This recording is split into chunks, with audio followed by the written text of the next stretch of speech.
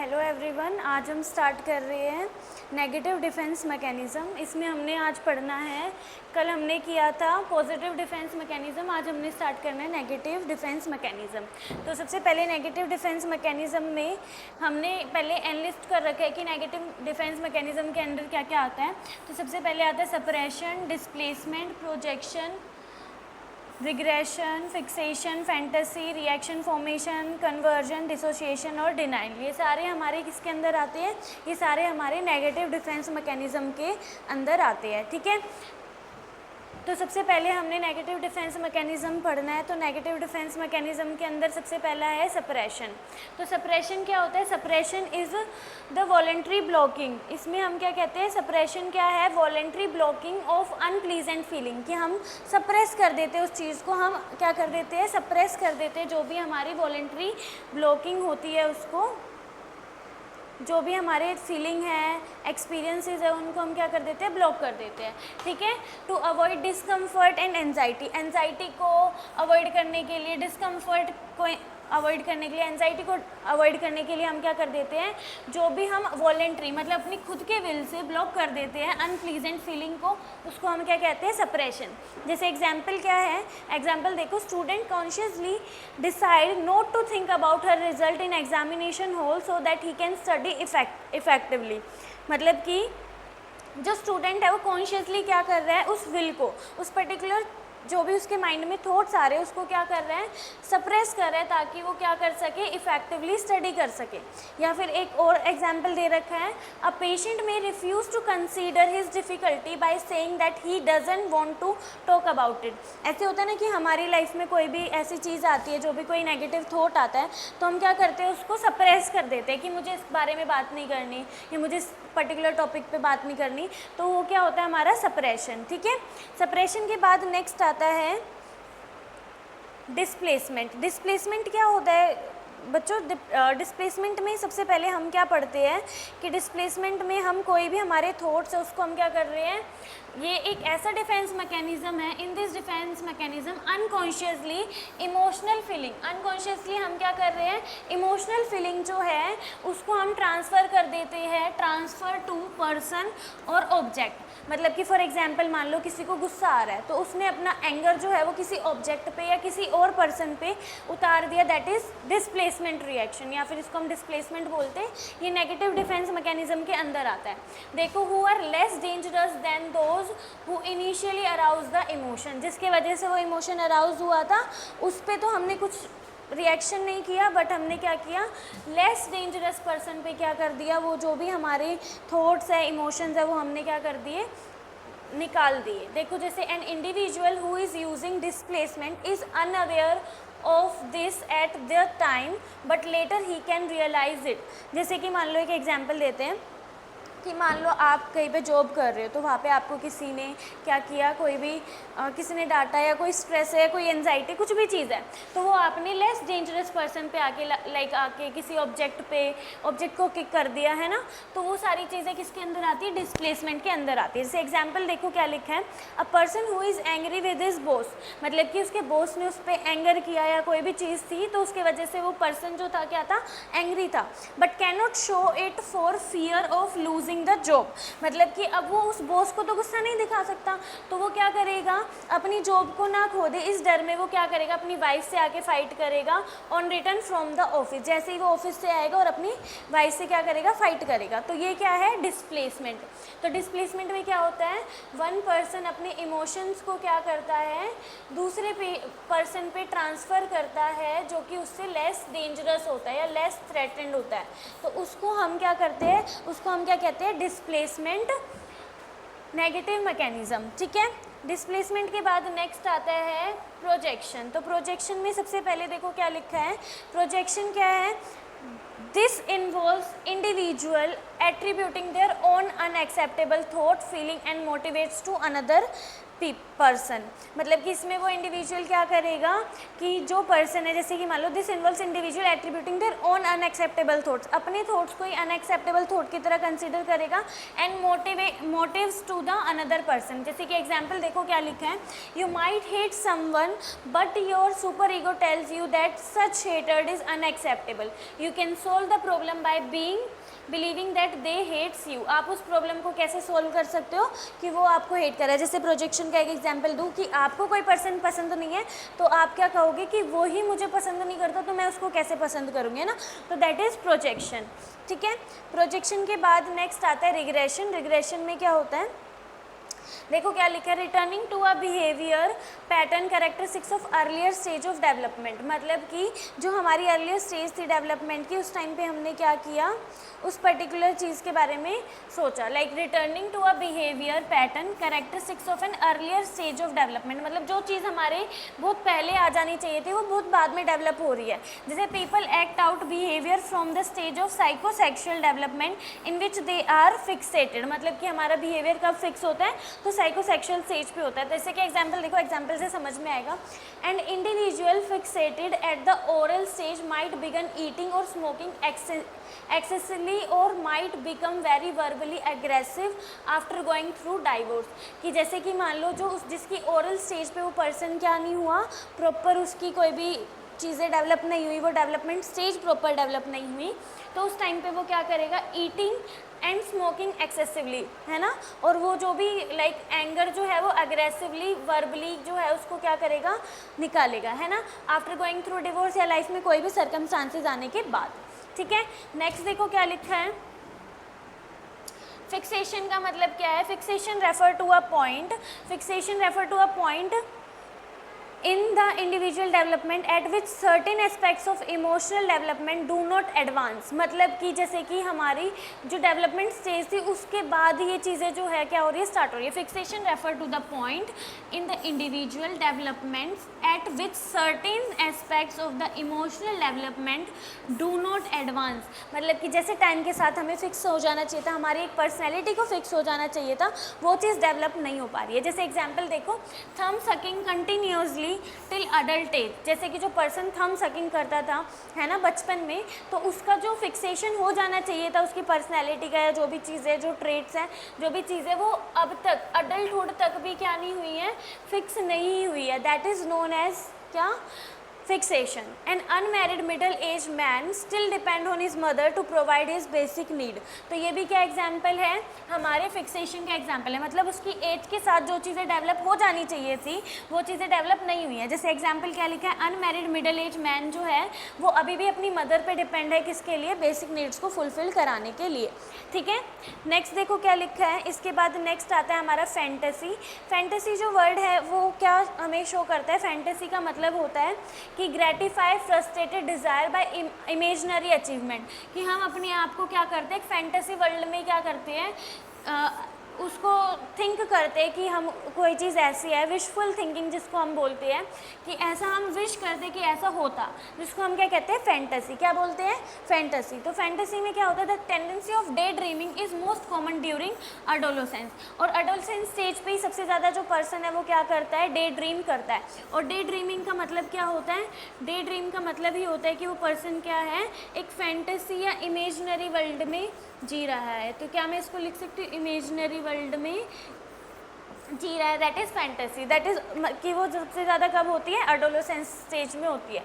A young boy who could not help his ailing father due to shortage of money day dreams that he has got lot of money from the lottery ticket and his father mother and family member has best of the facilities for everything, मतलब जो काम उसको करना चाहिए कि भाई अब उसे क्या करना है, उस पर्टिकुलर चीज़ को फुलफ़िल कराने के लिए, अगर मान लो उसके घर पे इकोनॉमी कमी है या फिर फाइनेंशियल इश्यूज़ है तो उसको सोल्व कराने से तो वो रहा, उसके अलावा वो क्या कर रहा है, डे ड्रीम कर रहा है। डे ड्रीम कर रहा है किसका, कि उसकी लॉटरी लगी है और उसके फादर मदर फैमिली मेम्बर सब एकदम बेस्ट फैसिलिटीज़ वगैरह जो है उसके साथ रह रहे हैं, सारी चीज़ें उनको एवरीथिंग जो भी है, जो सारी चीज़ें मिली हुई है, दैट इज़ फैंटेसी।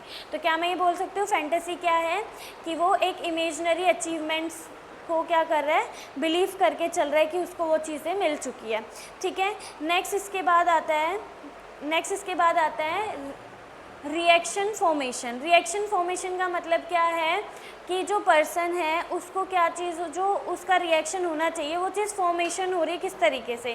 तो देखो क्या लिखे, थिंकिंग और behaving in way that is extreme opposite to that are real intention. मतलब जो उसके रियल इंटेंशंस के वजह से जो चीज़ें होनी चाहिए थी वो चीज़ नहीं हो रही। Reaction formation means expressing the opposite your inner feeling, कि जो हम इनर फीलिंग फील कर रहे हैं उससे अपोजिट हम क्या कर रहे हैं, बाहर शो कर रहे हैं in your outward behaviour, that is known as reaction formation. तो क्या मैं लिख सकती हूँ रिएक्शन फॉर्मेशन का मतलब क्या होता है कि हम क्या कर रहे हैं, अपोजिट फीलिंग को एक्सप्रेस कर रहे हैं, अपोजिट फीलिंग को क्या कर रहे हैं, एक्सप्रेस कर रहे हैं। ठीक है, तो इसका एग्जाम्पल देखो क्या लिखा है, एग्जाम्पल में देखो क्या लिखा है, a women who loved N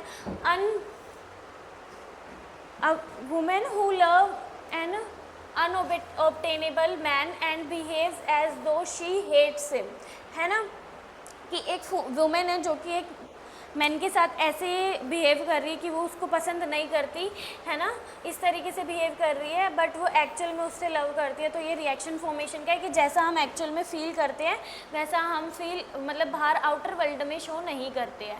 next आता है हमारा कन्वर्जन। कन्वर्जन के अंदर आता है, ये एक ऐसा पैटर्न है डिफेंस मैकेनिज्म का जिसमें हम क्या करते हैं, स्ट्रॉन्ग इमोशनल कॉन्फ्लिक्ट्स, जिसके अंदर क्या आते हैं, स्ट्रॉन्ग इमोशनल कॉन्फ्लिक्ट आते हैं which are not expressed are converted into physical symptoms, और वो क्या हो जाते हैं, हमारे फिजिकल सिम्टम्स में कन्वर्ज हो जाते हैं। जैसे कि it has two benefits for the person, जैसे कि इट रिजोल्व द कॉन्फ्लिक्ट, क्योंकि हम क्या कर रहे हैं, जो भी कोई भी इमोशनल कॉन्फ्लिक्ट आ रहा है तो उसको हम कन्वर्ट करके फिजिकल सिम्टम्स में उसको सोल्व करा पा रहे हैं। It bring him a great deal of attention and sympathy, और उससे हमें एक ग्रेट डील ऑफ अटेंशन और सिंपैथी मिलती है।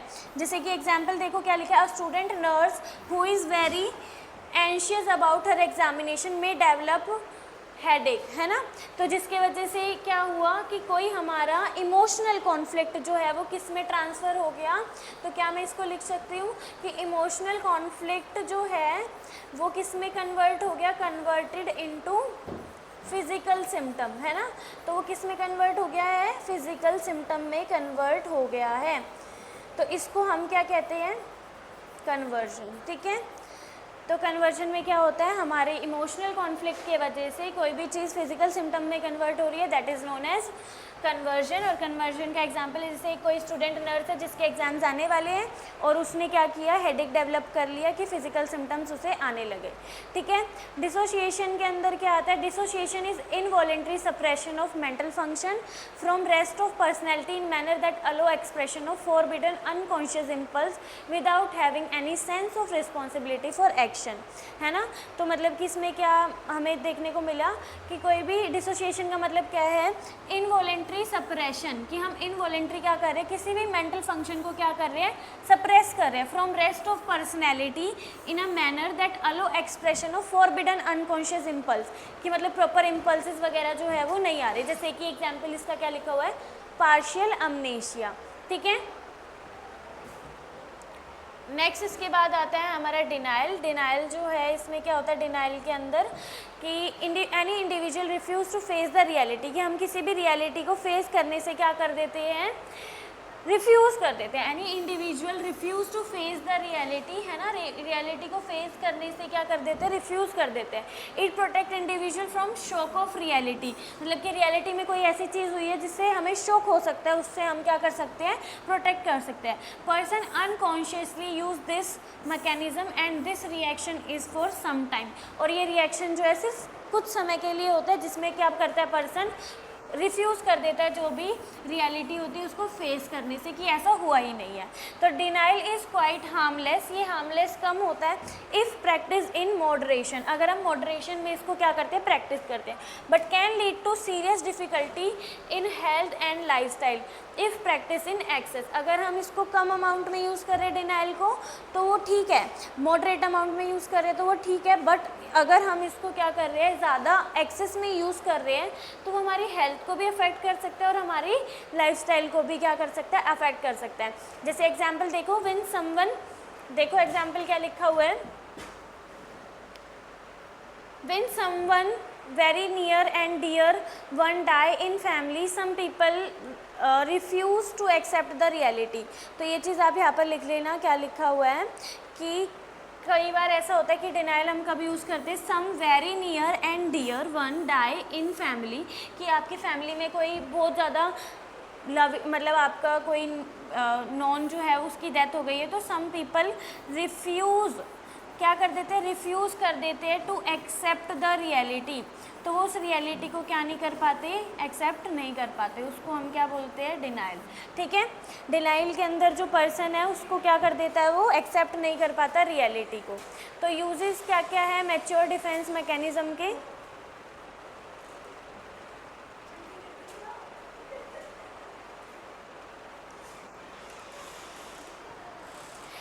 डिफेंस मैकेनिज्म के यूजेस क्या है, lead to excellent adjustment and adult, as an adult की जो अडल्ट इंडिविजुअल है वो क्या कर सकता है, बहुत अच्छे से एडजस्टमेंट कर सकता है।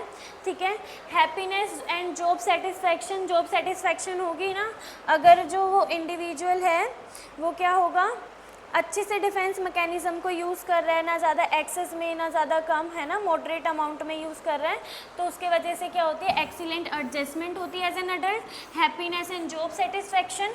ठीक है, रिच फ्रेंडशिप, फ्यूअर हॉस्पिटलाइजेशन, ठीक है, प्रॉपर फ्रेंडशिप रहती है, better overall health and lower incidence of mental illness, और बहुत कम चांसेस होते हैं कि उस इंडिविजुअल को क्या होगा, मेंटल इलनेस जो है वो डेवलप होगी। तो ये सारे हमारे क्या होते हैं, यूजेस होते हैं डिफेंस मैकेनिज्म के।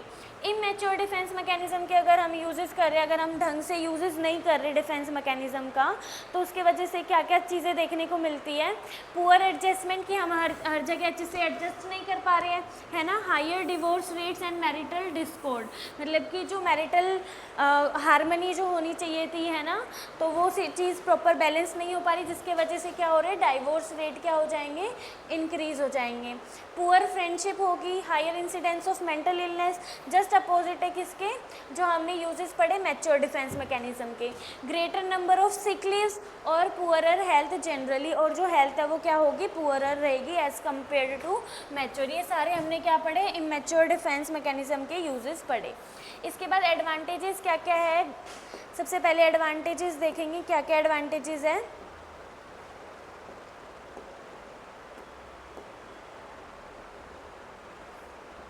तो क्या क्या लिखा है, it provide relief against stress and anxiety until more realistic way of solving problem are worked out, कि मतलब कि हम अगर डिफेंस मैकेनिज्म सीख जाते हैं तो हम अगेंस्ट स्ट्रेस और एंजाइटी के कोप अप कर पाते हैं प्रॉपर अच्छे तरीके से, है ना, प्रॉपर कोप अप कर पाते हैं, हर प्रॉब्लम को सॉल्व कर पाते हैं, प्रॉब्लम सॉल्विंग सीख जाते हैं। It may permit experimentation with new roles and hence teach new modes of adjustment, कि हम उससे ये सीखते हैं कि हम कैसे एडजस्ट कर सकते हैं, है ना। तो ये सारी चीज़ें किसके अंदर आती हैं, हमारे एडवांटेजेस के अंदर। तो अब डिसएडवांटेजेस क्या क्या है, डिसएडवांटेजेस में देखो क्लास क्या क्या लिखा हुआ है। डिसएडवांटेजेस का मतलब है it may give rise to psychological disorder, अगर हमें डिफेंस मैकेनिज्म ढंग से यूज़ नहीं कर रहे या फिर ज़्यादा यूज़ करें तो उसकी वजह से क्या होता है, साइकोलॉजिकल डिसऑर्डर्स देखने को मिलते हैं। ठीक है, operate unconscious level, operate at unconscious level, it involve degree of self deception and reality distortion so that the person is incapable of direct problem solving, और person अगर डिफेंस मैकेनिज्म को नहीं सीख पाया तो प्रॉब्लम को भी सॉल्व नहीं कर पाएगा। यहाँ पे आपका डिफेंस मैकेनिज्म ख़त्म होता है। ठीक है, नेक्स्ट क्लास में हम मेंटल हेल्थ का नया टॉपिक स्टार्ट करेंगे।